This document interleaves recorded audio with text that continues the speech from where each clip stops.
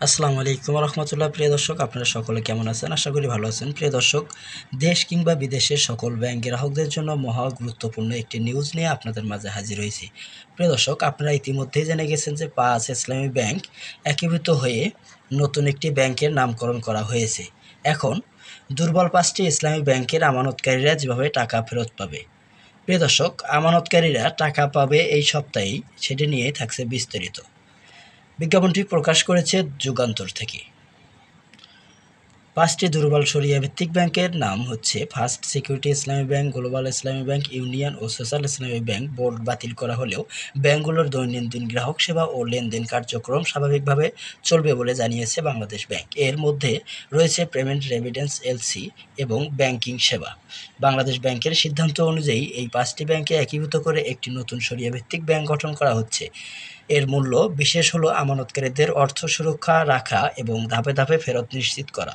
বাংলাদেশ ব্যাংকের governor Ahsan H Mansur ৫ই November জানিয়েছেন, বাংলাদেশ ব্যাংক একীভূতকরণের ফলে সংশ্লিষ্ট ব্যাংকগুলোর শেয়ার হোল্ডার ইকুইটির মূল্য এখন শূন্যর নিচে, অর্থাৎ নেগেটিভ ইকুইটি অবস্থায় চলে গেছে। ফলে তাদের শেয়ারগুলোর বাজার মূল্য শূন্য ধরা হবে এবং কাউকে কোনো ধরনের ক্ষতিপূরণ দেওয়া হবে না।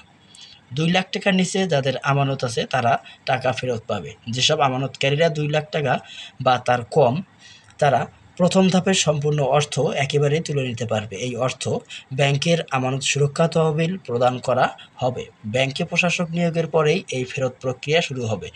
বড় আমানত ধাপে ধাপে ফেরত। প্রিয় দর্শক, যাদের ২ লাখ টাকার উপরে আমানত রয়েছে ব্যাংকে, তারা ধাপে ধাপে তাদের টাকা ফেরত পাবে। পাবে না এমন না, টাকা ফেরত পাবে, কিন্তু ধাপে ধাপে। যাদের আমানতের পরিমাণ ২ লাখ টাকার বেশি, তাদের বাকি অর্থ ধাপে ধাপে ফেরত দেওয়া হবে। এই ধরনের সময়সীমা ৬ থেকে ৫ বছর পর্যন্ত হতে পারে। চূড়ান্ত সময়সীমা বাংলাদেশ ব্যাংক ও নতুন প্রশাসক যৌথভাবে নির্ধারণ করবে।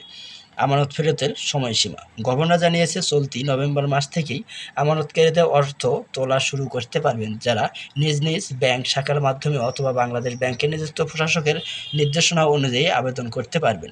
বাংলাদেশ ব্যাংক জানিয়েছে, আমানতকারীদের অর্থ পুরোপুরি সুরক্ষিত, তাই কোনো দুশ্চিন্তার কারণ নেই। ব্যাংকগুলোর একীভূতকরণ প্রক্রিয়া শেষ না হওয়া পর্যন্ত বাংলাদেশ ব্যাংক নিবিড়ভাবে তদারকি করবে, যাতে গ্রাহকরা নিরবিচ্ছিন্নভাবে ব্যাংকিং সেবা পেতে থাকে। প্রিয় দর্শক, আজকের মতন এই পর্যন্ত থাকছে। পরবর্তীতে সব নিউজ পেতে আমাদের সঙ্গেই থাকুন।